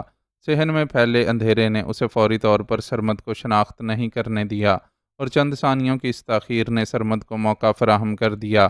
اس نے یکدم شکو کے گریبان پر ہاتھ ڈال کر اسے دروازے سے اندر کھینچ لیا اور اپنے پستول کی نال اس کی کھوپڑی سے لگا کر دوبارہ دروازے کی کنڈی چڑھا دی۔ اندر چلو۔ اس کی پھنکار نے شکو کو اس کے حکم کی تعمیل پر مجبور کر دیا۔ چند قدموں کا فاصلہ طے کر کے ان کے کمرے تک پہنچنے تک بیرونی دروازہ بری طرح پیٹا جانے لگا تھا۔ جو گلی ان کی آمد کے وقت سنسان پڑی ہوئی تھی اب وہاں خاصی ہلچل محسوس ہو رہی تھی اور آوازوں سے لگتا تھا کہ کئی لوگ اس گھر کے دروازے کے سامنے جمع ہو چکے ہیں۔ باہر موجود لوگوں سے کہو کہ دروازے سے دور رہیں، ورنہ شکو اور ٹونی کی زندگی کی گارنٹی نہیں رہے گی۔ عالم شاہ جو سرمد کی کارروائی کے دوران ٹونی کو اس کی جسارت پر ٹھیک ٹھاک سبق سکھا چکا تھا، تیز لہجے میں سرمد سے بولا۔ سرمد اس وقت بے حد مستعد تھا۔ اس نے شکو کے کندھے سے لٹکی رائفل اپنے قبضے میں لے لی تھی اور پوری طرح اس پر غالب نظر آ رہا تھا۔ اس نے فوراً ہی عالم شاہ کے حکم کی تعمیل کی اور صحن میں جا کر بلند آواز میں عالم شاہ کے الفاظ دہرائے۔ ان الفاظ کا خاطر خواہ اثر ہوا اور دروازہ پیٹنے کا سلسلہ رک گیا۔ اتنی دیر میں عالم شاہ اندر شکو کا انتظام کر چکا تھا۔ آسیہ نے اس کے مطالبے پر اپنی اوڑھنی سے چند پٹیاں پھاڑ کر اس کے حوالے کر دی تھیں اور ان پٹیوں کی مدد سے اس نے شکو کے ہاتھ پیر اچھی طرح باندھ دیے تھے۔ ہاتھ پاؤں باندھے جانے کے دوران شکو مسلسل گالیوں اور دھمکیوں کا استعمال کرتا رہا تھا، جس کے جواب میں عالم شاہ نے اسے ٹھیک ٹھاک قسم کی چند ضربیں لگا کر باور کروا دیا تھا کہ اگر اس کی زبان بد کلامی کے پتھر برسائے گی تو اس کے جسم کو اس کا رد عمل برداشت کرنا پڑے گا۔ نتیجتاً اب شکو خاموش تھا اور عالم شاہ صحن میں سرمد کے قریب پہنچ چکا تھا۔ سرمد کھلے صحن میں ایسے ہی کھڑا رہنے کی بجائے ایک جانب پڑے اینٹوں کے ڈھیر کے پیچھے بیٹھ گیا تھا اور وہاں سے بیرونی دروازے سمیت پورے صحن پر نظر رکھے ہوئے تھا۔ عالم شاہ بھی اس کے نزدیک جا بیٹھا۔ کون ہے اندر اور کیا چاہتا ہے؟ بیرونی دروازے کے پار کچھ دیر خاموشی چھائی رہی، تاہم انہیں وہاں لوگوں کی موجودگی کا احساس ہو رہا تھا۔ اب ان لوگوں نے شاید آپس میں صلاح مشورہ کر کے قدرے پرسکون انداز میں مذاکرات کا آغاز کیا تھا۔ ہماری تم لوگوں سے کوئی دشمنی نہیں ہے، ہم بس اتنا چاہتے ہیں کہ ہمیں ٹونی اور آسیہ نامی لڑکی کے ساتھ یہاں سے نکلنے کا موقع دے دیا جائے۔ چکو کو ہم اپنی ڈھال کے طور پر اس ساتھ لے جائیں گے اور محفوظ فاصلے پر پہنچنے کے بعد چھوڑ دیں گے۔ عالم شاہ نے پہلی بار ہی اپنے سارے مطالبات سامنے رکھ دیے۔ اس کے خیال میں ان لوگوں کے لیے ٹونی اور آسیہ کی اتنی اہمیت نہیں ہونا چاہیے تھی کہ ان کی خاطر وہ اپنے خاص آدمی شکو کی زندگی خطرے میں ڈالتے۔ تم کون ہو اور ٹونی اور آسیہ کو اپنے ساتھ کیوں لے جانا چاہتے ہو؟ باہر سے سوال آیا۔ تمہیں ان باتوں سے کوئی غرض نہیں ہونا چاہیے۔ تم بس اپنے بندے کی فکر کرو اور ہمیں یہاں سے نکلنے کا راستہ دے دو، اس نے سختی سے جواب دیا۔ ایسا نہیں ہو سکتا، بابو کی موجودگی میں ہرگز تم اس علاقے سے بندے نکال کر نہیں لے جا سکتے، باہر سے کسی نے پررعونت لہجے میں جواب دیا۔ عین اسی وقت عالم شاہ نے اپنے بے پناہ قریب سے گولی چلنے کی آواز سنی۔ گولی چلانے والا سرمد تھا اور اس نے اس شخص کو نشانہ بنایا تھا جو بیرونی دیوار پر چڑھ کر اندر کودنے کی کوشش کر رہا تھا۔ گولی اس شخص کے پاؤں میں لگی اور وہ الٹ کر گلی میں جا گرا۔ اس کے چیخنے کی آواز بڑی دلدوز تھی۔ یہ تم لوگ اچھا نہیں کر رہے ہو، ہم اس مکان کو تمہارے لیے جہنم بنا دیں گے۔ اپنے ساتھی کو پہنچنے والے نقصان پر باہر سے دھمکی دی گئی۔ ہم اچھا برا کچھ نہیں کر رہے، ہم صرف جواب دے رہے ہیں۔ اگر تم لوگوں نے ہماری بات نہیں مانی اور اس طرح کی فضول حرکتیں کرتے رہے تو بہت نقصان اٹھاؤ گے۔ عالم شاہ نے آواز میں غصہ بھرتے ہوئے جواب دیا۔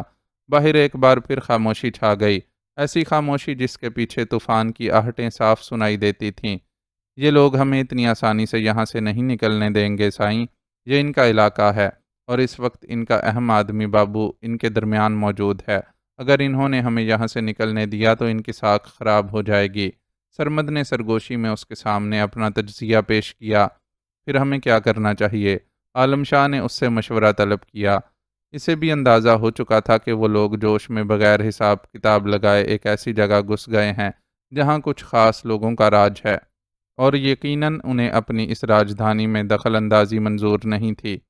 ہمیں باہر سے کمک منگوانا پڑے گی سائیں، ہم ان چند ہتھیاروں کے سہارے زیادہ دیر اس مکان میں محفوظ نہیں رہ سکیں گے۔ تمہارا مطلب ہے میں بابا سائیں سے رابطہ کروں؟ عالم شاہ نے تصدیق چاہی۔ اس کے سوا کوئی چارہ نظر نہیں آتا۔ ان کے تعلقات ہیں اور ممکن ہے وہ ان تعلقات کو استعمال کر کے یہاں کی پولیس کو بروقت حرکت میں لا سکیں۔ سرمد کی بات کافی حد تک درست تھی، نہ چاہتے ہوئے بھی اسے صداقت شاہ سے رابطہ کرنا پڑا۔ انہوں نے پریشانی کے باوجود بہت تحمل سے اس کی بات سنی۔ وہ بیٹے کے جوشیلے پن اور مہم جو طبیعت سے خائف رہتے تھے، لیکن یہ موقع ایسا نہیں تھا کہ اسے لان تان کرتے۔ اس سے ضروری معلومات حاصل کرنے کے بعد جلد از جلد کسی کارروائی کی یقین دہانی کرواتے ہوئے انہوں نے فون بند کر دیا۔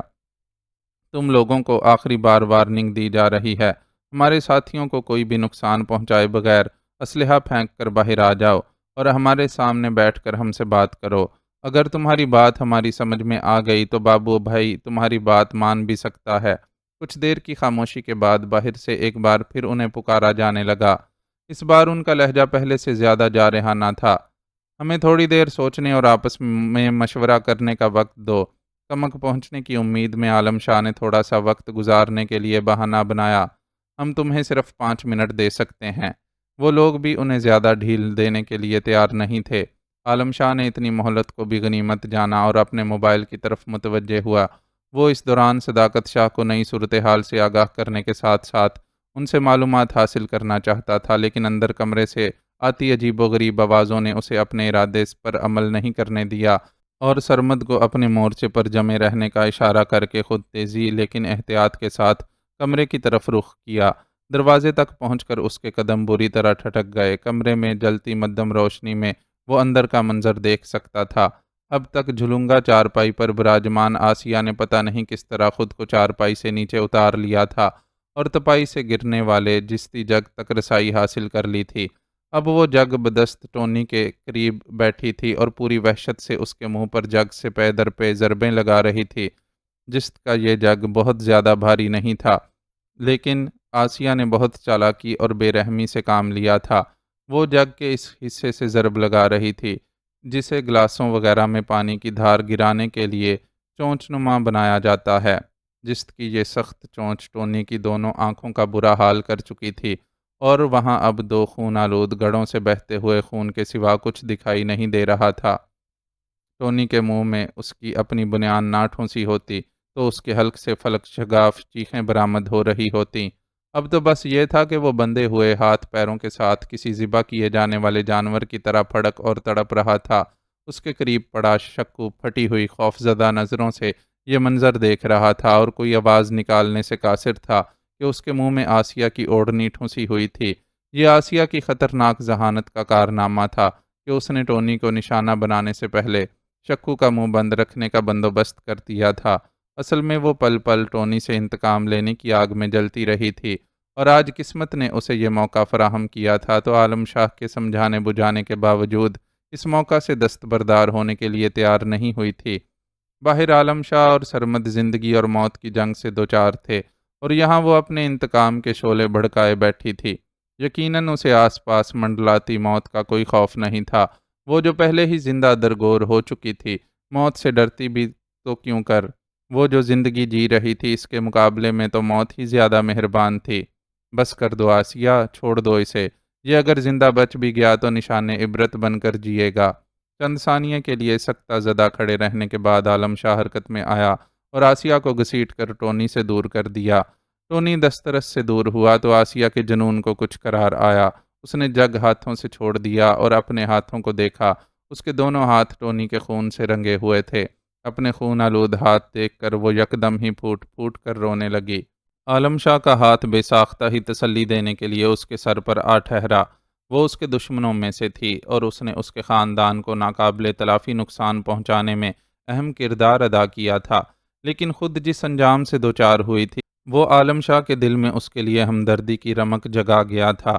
30-40 سیکنڈ کے اندر آسیہ نے کسی حد تک خود کو سنبھال لیا، اور پھر نظریں جھکا کر شرمسار لہجے میں بولی، میں آپ کی مجرم ہوں سائیں، لیکن آپ نے پھر بھی میرے ساتھ مہربانی کا سلوک کر کے اپنے بڑے پن کا ثبوت دیا ہے۔ میں شرمندہ ہوں کہ میری وجہ سے آج پھر آپ ایک بڑی مشکل میں پھنس گئے ہیں۔ جو ہونا تھا وہ ہو گیا، اب تم وعدہ کرو کہ اپنے جذبات کو قابو میں رکھو گی۔ عالم شاہ نے تادیبی انداز اختیار کیا۔ جو حکم سائیں، لیکن میں آپ کو ایک مشورہ دینا چاہتی ہوں۔ آپ ان لوگوں سے مقابلے کے چکر میں نہ پڑیں، آپ سرمد کے ساتھ یہاں سے بھاگ جائیں۔ وہ کیسے؟ عالم شاہ اس کا مشورہ سن کر حیران ہوا۔ اس مکان کے پیچھے ایک گندا نالہ بہہ رہا ہے، اور اس نالے کے دوسری طرف دور تک گھنی جھاڑیاں پھیلی ہوئی ہیں۔ اگر آپ چھت پر چڑھ کر نالے کے پار کودنے میں کامیاب ہو گئے تو اپنی جان بچا کر نکل سکتے ہیں۔ اب اس نے خود کو پوری طرح سنبھال لیا تھا، اور فرش پر تڑپتے ٹونی سے نظریں چرائے بہت سنجیدگی سے عالم شاہ کو مشورہ دے رہی تھی، لیکن اس طرح تو تم ہمارے ساتھ نہیں جا سکو گی، اور ہماری ساری بھاگ دوڑ ضائع چلی جائے گی۔ میرے چکر میں نہ پڑیں سائیں، میرا یہ نکارہ بدبودار وجود اس لائق نہیں ہے کہ آپ میری خاطر اپنی جان خطرے میں ڈالیں۔ میری زندگی اب کسی کام کی نہیں ہے، لیکن آپ کے خاندان کو آپ کی ضرورت ہے۔ آسیہ اسے سمجھانے لگی، تم اپنے دماغ پر زور ڈالے بغیر خاموشی سے یہاں بیٹھی رہو، جو کرنا ہوگا میں اور سرمد خود کر لیں گے۔ عالم شاہ نے اسے گھرکنے والے انداز میں جواب دیا اور خود کمرے سے باہر نکل گیا۔ انہیں ملنے والی مہلت میں سے 4 منٹ گزر چکے تھے، اور اب اس کے پاس صداقت شاہ سے بات کرنے کے لیے صرف 1 منٹ باقی رہ گیا تھا۔ اس سے قبل کہ وہ ان سے رابطہ کرنے کے لیے نمبر ڈائل کرتا، خود ان کی کال آنے لگی۔ اس نے تیزی سے کال ریسیو کی۔ میری ڈی آئی جی صاحب سے بات ہو گئی ہے، انہوں نے سچویشن سمجھ کر فوراً کارروائی کی یقین دہانی کروائی ہے۔ تم کوشش کرو کہ پولیس کی آمد تک تم لوگوں کو تھوڑی سی مہلت مل جائے، اور تمہیں گھیرے میں لیے ہوئے لوگ مشتعل نہ ہوں۔ انہوں نے اسے اب ایک تسلی بخش خبر دینے کے ساتھ ساتھ ہدایات بھی جاری کیں۔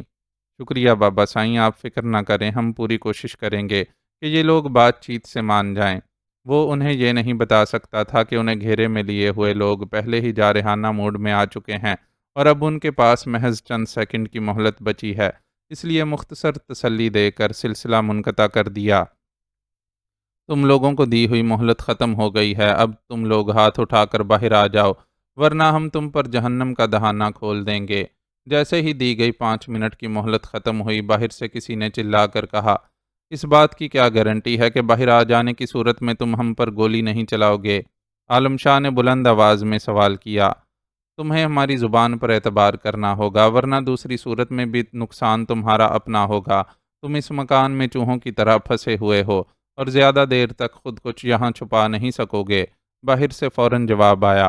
اس مکان میں تمہارے اپنے آدمی بھی موجود ہیں، اگر تم نے ہمیں کوئی نقصان پہنچایا تو وہ بھی زد میں آ جائیں گے۔ عالم شاہ اس بات چیت کے ذریعے صرف وقت گزارنے کی کوشش کر رہا تھا، ورنہ اس حقیقت کو تو وہ بھی سمجھتا تھا کہ ان کی پوزیشن بہت کمزور ہے اور صرف ایک رائفل اور 2 پستول کی مدد سے وہ تادیر اپنا دفاع نہیں کر سکیں گے۔ آدمیوں کی ہمارے پاس کوئی کمی نہیں ہے، ایک کی جگہ 10 آدمی آ جائیں گے۔ تم اس بات کو بھول جاؤ کہ ہمارے آدمیوں کی آڑ لے کر یہاں سے نکل سکو گے۔ تمہارے پاس بچنے کی صرف ایک صورت ہے، باہر آؤ اور ہمیں اپنا آگا پیچھا بتا کر مطمئن کرو کہ تم ہمارے دشمن نہیں ہو۔ باہر سے واضح کر دیا گیا کہ اندر موجود شکو اور ٹونی ان کے لیے خاص اہمیت نہیں رکھتے ہیں۔ ہماری تم سے کوئی دشمنی نہیں ہے، ہم صرف آسیہ کو یہاں سے لے جانے آئے ہیں، وہ ہماری عزیز ہے۔ عالم شاہ کا جملہ ادھورا رہ گیا۔ اس بار سرمد نے یکے بعد دیگرے 2 فائر کیے، اور یہ فائر ان 2 افراد پر کیے گئے تھے جو انہیں باتوں میں مصروف جان کر دروازے کے دائیں اور بائیں جانب سے دیوار کودنے کی کوشش کر رہے تھے۔ گولی کھا کر ایک بندہ مکان کے باہر اور ایک اندر آ گرا، اور اس کے بعد تو گویا وہاں قیامت آ گئی۔ کئی ہتھیاروں کے دہانے ایک ساتھ کھل گئے اور گولیاں می کی طرح اس چھوٹے سے گھر پر برسنے لگیں۔ گولیوں نے پتلی چادر کے لوہے کے دروازے کو دیکھتے ہی دیکھتے چھلنی کر ڈالا۔ اگر وہ لوگ اینٹوں کی دوہری قطار کے پیچھے پناہ نہ لیے ہوتے تو خود بھی نشانہ بن جاتے۔ فی الحال وہ محفوظ تھے، اور سرمد گاہے بگاہے چکو سے چھینی گئی رائفل سے فائر کر کے مقابلین کو اس بات کا احساس دلا رہا تھا کہ وہ بالکل نہتے نہیں ہیں۔ عالم شاہ نے بھی اس احساس کو قوی کرنے کے لیے پستول سے چند فائر کیے تھے، لیکن اسے معلوم تھا کہ ان کی پوزیشن بہت نازک ہے۔ وہ اپنی ساری امیدیں صرف اس بات سے وابستہ کیے ہوئے تھا کہ پولیس ان کی مدد کے لیے یہاں پہنچ جائے گی۔ فائرنگ کا آغاز ہو جانے کے بعد پولیس کی جلد از جلد آمد کی امید رکھی جا سکتی تھی۔ آسیہ سے پتہ کریں سائیں، اگر یہاں سے نکلنے کا کوئی راستہ ہے تو آپ نکل جائیں، میں ان لوگوں کو روکے رکھتا ہوں۔ شکو کی رائفل ان کے دفاع میں اہم کردار ادا کر رہی تھی، لیکن ابھی چند راؤنڈ ہی باقی رہ گئے تھے، اور سرمد کی وفاداری اپنے سائیں کو خطرے سے دور بھیجنے کے لیے بے چین تھی۔ سوال ہی پیدا نہیں ہوتا کہ میں تمہیں موت کے منہ میں چھوڑ کر چلا جاؤں۔ یہاں جو ہوگا ہم دونوں کے ساتھ ہوگا۔ سرمد جیسے جانثار کو داؤ پر لگا کر اپنی زندگی بچانا اسے منظور نہیں تھا، اس لیے فیصلہ کن لہجے میں انکار کر دیا۔ اندھیرے میں سرمد اس کے چہرے کے تاثرات نہیں دیکھ سکتا تھا، لیکن لہجے میں جو عزم تھا وہ اسے اپنی وفاداری کا صلہ محسوس ہوا، اور اس نے پورے جوش سے ایک اور راؤنڈ فائر کیا۔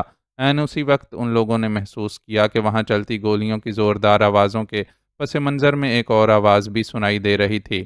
اس آواز کو پہچان کر ان کے اندر امید کی ایک نئی لہر دوڑ گئی۔ وہ پولیس کی گاڑی کے مخصوص سائرن کی آواز تھی۔ اس آواز کے ساتھ ہی فائرنگ کی شدت میں واضح کمی محسوس ہوئی۔ پھر میگا فون پر پولیس کی جانب سے کوئی اعلان کیا جانے لگا۔ انہیں الفاظ سمجھ نہیں آ رہے تھے، لیکن اندازہ لگایا جا سکتا تھا کہ پولیس والے فائرنگ کرنے والوں سے ہتھیار ڈالنے کا کہہ رہے ہیں۔ ہتھیار تو نہیں ڈالے گئے، لیکن انہیں گھیرے میں لینے والوں کے ہتھیاروں کا رخ مڑ گیا۔ اب ایک بار پھر وہاں بے تحاشا گولیاں چل رہی تھیں، لیکن وہ مکان وقتی طور پر گولیوں کی برسات سے محفوظ ہو گیا۔ میں اندر کمرے میں موجود لوگوں کی خبر لیتا ہوں، عالم شاہ نے سرگوشی میں سرمد سے کہا، اور تاریکی میں تیزی سے کمرے کی طرف رینگ گیا۔ کمرے کے دروازے کے قریب پہنچتے ہی اسے شدید دھچکا لگا۔ کمرے میں ابھی تک جلتی ہلکی روشنی میں وہ دروازے سے کچھ اندر کی طرف پڑی آسیہ کی خونچکاں لاش دیکھ سکتا تھا۔ گولی اس کے سینے میں لگی تھی، اور وہ اپنے ہی خون سے بننے والے چھوٹے سے تالاب میں پہلو کے بل گری ہوئی تھی۔ اس کی آنکھیں جو کبھی خاصی خوبصورت ہوا کرتی تھیں، موت کی تکلیف سے پھٹی کی پھٹی رہ گئی تھیں۔ وہ پتہ نہیں کیوں کمرے کی محفوظ پناہ گاہ سے نکل کر باہر کی طرف آ رہی تھی، اور دروازے کے عین سامنے گولی کا نشانہ بن گئی تھی۔ شاید وہ باہر آ کر ایک بار پھر عالم شاہ سے یہاں بھاگ نکلنے کی گزارش کرنا چاہتی تھی۔ وجہ جو بھی تھی، اب وہ ان کی ہر طرح کی مدد سے بے نیاز ہو گئی تھی۔ عالم شاہ چند لمحوں کے لیے اس کی بے نور آنکھوں کی طرف دیکھتے رہنے کے بعد سرمد کی طرف واپس پلٹ گیا۔ کمرے میں بندے پڑے شکو اور ٹونی کی اسے پرواہ کرنے کی ضرورت نہیں تھی۔ پولیس اور بیکاریوں کے گینگ میں جاری مقابلے میں جو بھی پارٹی غالب آتی وہ ان دونوں کو دیکھ لیتی۔ اس کے سامنے اصل مسئلہ یہ تھا کہ وہ اپنی طرف برسنے والی گولیوں کی برسات کے وقفے سے فائدہ اٹھا کر سرمد سمیت یہاں سے نکل جائے۔ راستہ آسیہ اسے دکھا ہی چکی تھی۔ چنانچہ سرمد سے مختصر مشاورت کے بعد فرار کی اس کوشش کا فیصلہ کر لیا۔ گولیاں اب بھی برس رہی تھیں، لیکن چونکہ ان کا رخ مکان کی طرف نہیں تھا، وہ آسانی سے اینٹوں پر چڑھ کر چھت پر پہنچ گئے۔ یہاں انہوں نے سیدھے کھڑے ہونے کے معاملے میں احتیاط سے کام لیا اور رینگتے ہوئے چھت کے عقبی حصے کی طرف بڑھنے لگے۔ کھڑے ہو کر سیدھا چلنے میں خدشہ تھا کہ کہیں کوئی آوارہ گولی ان کے جسموں تک رسائی حاصل نہ کر لے۔ چھت کے کنارے پر پہنچ کر عالم شاہ نے اپنے موبائل کی ٹارچ کو استعمال کرتے ہوئے گھر کے عقبی حصے کا جائزہ لیا۔ چھت زیادہ بلند نہیں تھی۔ ٹارچ کی روشنی نے بآسانی مکان کے عقب میں بہتے ہوئے گندے نالے تک رسائی حاصل کر لی۔ نالہ زیادہ چوڑا نہیں تھا اور اس میں بہتے گندے پانی کی رفتار بھی زیادہ نہیں تھی۔ کبھی امکان تو یہی تھا کہ وہ آسانی سے نالے کے پار چھلانگ لگانے میں کامیاب ہو جائیں گے، لیکن اگر خدا نخواستہ ناکام بھی رہتے تو یہ سست رو نالہ انہیں اپنے ساتھ بہا کر نہیں لے جا سکتا تھا۔ دونوں نے اللہ کا نام لیا اور درمیانی فاصلے کا حساب کتاب ذہن میں رکھتے ہوئے اپنی جگہ سے اٹھ کر تیزی سے چھلانگ لگا دی۔ ان کے عقب میں گولیوں کی برسات اب بھی جاری تھی اور ان کے تیزی سے نیچے جاتے ہوئے جسم نالے کے اس پار تاریکی میں ڈوبی خضر و جھاڑیوں کے بیچ زندگی کی روشنی تک رسائی کے لیے بے چین تھے۔ تہہ خانے کی بند فضا میں گولی کی گونج نے کچھ لمحات کے لیے سبھی کے اعصاب کو شل کر دیا تھا، یہاں تک کہ امیت کی جان کے در پہ ہو جانے والی ہلاک شدہ بچے کی ماں بھی ٹھٹک کر ساکت ہو گئی تھی۔ امیت نے اس موقع کا بھرپور فائدہ اٹھایا اور عورت کے دونوں ہاتھ ایک جھٹکے سے اپنے وجود سے الگ کرتے ہوئے یوں پھرتی سے اسے اپنے بازوؤں میں جکڑا کہ عورت بے بس ہو کر رہ گئی۔ خصوصاً اس کی گردن کے گرد لپٹے امیت کے دونوں بازو کی گرفت بہت سخت تھی۔ عورت کی حلقوں سے باہر نکل آنے والی آنکھیں اور کھلے منہ سے برآمد ہونے والی عجیب و غریب آوازیں گواہی دے رہی تھی کہ اس کی سانس کی نالی پر خطرناک حد تک دباؤ پڑ رہا ہے اور وہ پوری طرح سانس لینے میں کامیاب نہیں ہو رہی۔ اس کی یہ حالت دیکھ کر باقیوں کے ساتھ ساکت ہو جانے والا اس کا شوہر حرکت میں آیا اور التجا آمیز لہجے میں کچھ بولتا ہوا 2 قدم آگے بڑھا۔ خبردار، اپنی جگہ کھڑے رہو ورنہ گولی مار دوں گا۔ اکشے فوراً ہی گن کا رخ اس کی طرف کر کے للکارا۔ یہ اکشے ہی تھا جس نے پہلے ہوائی فائر کیا تھا اور اس فائر کے نتیجے میں امیت کو مرنے والے بچے کی جنون میں مبتلا ماں کو قابو میں کرنے کا موقع مل گیا تھا۔ دیا کر دو صاحب، بیچاری پہلے ہی غم سے ادمری ہو گئی ہے، اس کے غم کو سمجھو اور اس کی غلطی کو شمع کر دو۔ عورت کا خاوند اپنی جگہ رک تو گیا تھا، لیکن اب ہاتھ جوڑے امیت سے مخاطب تھا، جس کی سخت گرفت میں عورت کا سانس لینا دوبر ہو رہا تھا۔ تم لوگوں کو کیوں اپنا دکھ دکھائی دیتا ہے؟ اپنے چھٹانک بھر کے بلونگڑے کی موت پر قیامت اٹھائی ہوئی ہے، اور وہ جو ہمارا گبرو جوان مارا گیا ہے، اس کا کیا کسی کو کوئی دکھ نہیں ہے؟ اس کی بھی تو کوئی ماں تھی جس نے پور پور کر کے اپنے پتر کو جوان کیا تھا، اس کے لیے بے شمار راتیں جاگی تھی، اس کے سر پر صحرا سجانے کے خواب دیکھے تھے۔ کیا اس اکلوتے بیٹے کی بوڑھی ماں سے بڑھ کر اس عورت کا دکھ ہے؟ یہ عورت تو جوان ہے، اس کے اندر اس بوڑھی ماں سے بڑھ کر طاقت ہوگی کہ غم سہ کر جی لے۔ اس کے پاس امید بھی ہے، یہ آگے چل کر اور بھی کئی بچے پیدا کر سکتی ہے۔ نئے آنے والے بچے اسے اپنے مرنے والے بچے کا غم بھلا دیں گے، لیکن وہ ماں کیا کرے گی جس کا اپنے اکلوتے بیٹے کے سوا کوئی سہارا نہیں ہے؟ مرد کی درخواست سن کر امیت بلند آواز میں چیخ چیخ کر بولنے لگا۔ وہ اپنے حساب کتاب سے سوچ رہا تھا، اس لیے اس کا انداز جارحانہ تھا، اور اس جارحانہ انداز کی وجہ سے ہی کسی کی ہمت نہیں ہو رہی تھی کہ اس سے کچھ کہہ سکے۔ اکشے کے علاوہ ایک جانب خاموشی سے کھڑے شترو کی گن کا رخ بھی یرغمالیوں کی طرف تھا، اس لیے سب خاموش رہنے اور تماشا دیکھنے پر مجبور تھے۔ معاذ کو ایک بار پھر سونیا نے کسی جذباتی اقدام سے روک دیا تھا اور اس کا ہاتھ اپنے ہاتھ میں تھامے انگلیوں کے دباؤ سے سمجھا رہی تھی کہ کچھ کر گزرنے کے لیے یہ وقت قطعی ناموزوں ہے۔ چھوڑ دو اس عورت کو۔ اچانک ہی تہہ خانے میں دلیپ کی آواز گونجی تو سب چونک کر آواز کی طرف دیکھنے لگے۔ وہ 3-4 قدم اتر کر سیڑھی پر ہی کھڑا ہوا تھا اور اس کا رخ امیت کی طرف تھا۔ اسے وہاں کھڑا پا کر یرغمالیوں کے چہروں پر رونق دوڑ گئی۔ اپنے نرم رویے کے باعث وہ انہیں سب سے بہتر لگتا تھا۔ تم جانتے ہو امیت کہ ہم حالات کے ہاتھوں مجبور ہو کر یہ کام کر رہے ہیں۔ لیکن عورتوں اور بچوں کو نقصان پہنچانا ہمارے پروگرام میں شامل نہیں ہے۔ امیت نے پہلی بار کے حکم پر عورت کو اپنی گرفت سے آزاد نہیں کیا تھا۔ اپنی اس حکم عدولی پر چیخنے چلانے کی بجائے دلیپ نے لہجے کو مزید نرم کر لیا۔ اس کا انداز ایسا تھا جیسے کوئی بزرگ کسی ضدی بچے کو اس کی ضد سے باز رکھنے کی کوشش کر رہا ہو۔ یہ ایک غیر معمولی صبر و برداشت رکھنے والے شخص کا رویہ تھا، لیکن پہلی بار معاذ کو اس کے لہجے میں کچھ عجیب سا محسوس ہوا۔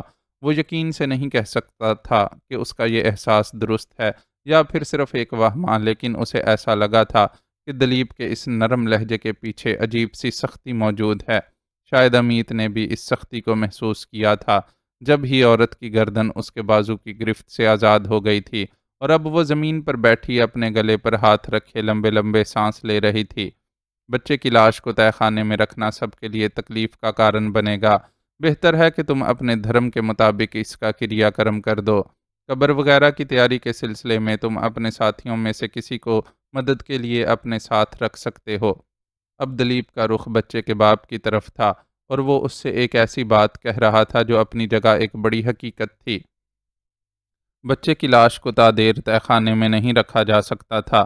غنیمت تھا کہ وہ لاش لے جا کر ادھر ادھر پھینکنے کی بجائے بچے کے باپ کو یہ موقع دے رہے تھے کہ وہ اس کی باعزت طور پر تدفین کر دے۔ بچے کے باپ کو بھی یہ بات سمجھ میں آ گئی اور اس نے اترے ہوئے چہرے کے ساتھ اس بات میں سر ہلا دیا۔ تمہارا ساتھ دینے کے لیے وہ چاچا جی ٹھیک رہیں گے۔ دلیپ نے خود ہی ایک شخص کی طرف اشارہ بھی کر دیا۔ اس نے جس شخص کی طرف اشارہ کیا تھا وہ 60-62 سال کا ایک بوڑھا تھا۔ حقیقتاً وہ یاتریوں کی اس بس کا سب سے عمر رسیدہ فرد تھا، لیکن اس کا چوڑا سینہ اور مضبوط شانے اعلان کر رہے تھے کہ وہ اس عمر میں بھی محنت کا عادی ہے۔ یہ چاچا جی بوڑھے ہیں، ان کے لیے یہ کام مشکل ہوگا۔ اگر تم اجازت دو تو میں اس کام کے لیے خود کو پیش کرنا چاہتا ہوں۔ اس بار سونیا کے ہاتھ کا دباؤ بھی معاذ کو بولنے سے نہ روک سکا تھا اور اس نے دلیپ کے سامنے اپنی خواہش کا اظہار کر ڈالا تھا۔ اسے گمان سا تھا کہ یہاں سے باہر نکلنے کے بعد وہ کوئی کارروائی کرنے کے قابل ہو جائے گا۔ دلیپ نے اس کی بات سن کر اس کی طرف دیکھا اور کچھ دیر تک دیکھتا ہی رہا۔ اس کی آنکھوں کا تاثر نرم تھا۔ معاذ کو لگا کہ وہ اس کی خواہش پوری کرنے کے لیے تیار ہو جائے گا۔ جوانوں کے ہوتے ہوئے بزرگوں سے محنت مشقت کا کام لیا جائے، یہ کچھ اچھا نہیں لگتا دلیپ بھاجی۔ معاذ نے اخلاقیات کو درمیان میں لا کر اپنی بات میں مزید وزن پیدا کرنے کی کوشش کی۔ اس کی اس کوشش کے نتیجے میں دلیپ کی آنکھوں میں ترہم کا سا تاثر پیدا ہوا اور معاذ کی توقع کے بالکل برخلاف وہ سر کو زور سے نفی میں جنبش دے کر سیڑھیاں چڑھ گیا۔ اس کے سیڑھیاں چڑھ جانے کے بعد بچے کی لاش کو بھی وہاں سے لے جائے جانے کی تیاری کی جانے لگی۔ بچے کی ماں، جس کے حواس امیت کی سخت گرفت میں مختل ہو گئے تھے، اس ادراک کے بعد کہ اس کے بچے کو ہمیشہ کے لیے اس سے دور لے جایا جا رہا ہے، ایک بار پھر تڑپنے اور پچھاڑیں کھانے لگی۔ عالم جنون میں اس نے بچے کو اپنی آغوش میں لے کر اس طرح چھپا لیا جیسے اسے ہر ایک کی دسترس سے دور رکھنا چاہتی ہو۔ اس کے شوہر سمیت کئی لوگ اسے سمجھانے بجھانے کا فریضہ انجام دینے لگے۔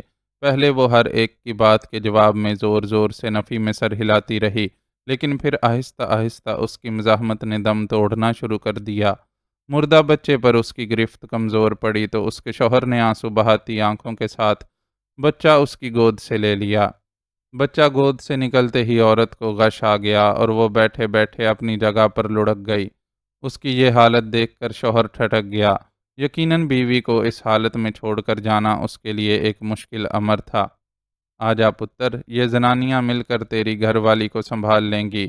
تو حوصلہ کر کے چل اور اپنا فرض پورا کر دے۔ ماں اپنے بالکے کا جانا ہی نہ ہی دیکھے تو چنگا ہے۔ لمبی داڑھی والے اس عمر رسیدہ شخص نے، جسے دلیپ نے غمزدہ باپ کا ساتھ دینے کے لیے منتخب کیا تھا، اس موقع پر دخل اندازی کی اور بچے کے باپ کو سمجھایا۔ بزرگ کی بات اس کے دل کو لگی اور بے ہوش بیوی پر ایک نظر ڈال کر وہ بچے کی لاش سینے سے لگائے سیڑھیوں کی طرف بڑھا۔ شترو اپنی گن سنبھالے ساتھ جانے کے لیے تیار تھا۔ غمزدہ باپ کے ہر قدم کے ساتھ آہیں اور سسکیاں لپٹتی رہیں۔ یہ آہیں اور سسکیاں بچے کی ماں کی نہیں تھیں۔ وہ بیچاری تو اپنے جگر گوشے کے جانے کا منظر دیکھنے کی سکت نہ ہونے کے باعث پہلے ہی بے ہوش ہو چکی تھی۔ یہ آہیں اور سسکیاں یرغمالیوں میں شامل ان عورتوں اور لڑکیوں کی تھیں جو تتلیوں کے دیس جانے والے ننھے پھول کی ماں تو نہیں تھیں، لیکن ان کے سینوں میں ممتا بھرے دل دھڑک رہے تھے۔ یہ عورت کو اللہ کی طرف سے ودیت کیا گیا ممتا کا جذبہ تھا، جو ماں بننے کا تجربہ رکھنے والیوں کے ساتھ ساتھ کنواری دوشیزاؤں کو بھی تڑپا رہا تھا اور تڑپ تڑپ کر رونے پر مجبور کر رہا تھا۔ معزز ناظرین و سامعین، لائک، کمنٹس اور شیئر ضرور کریں۔ شکریہ۔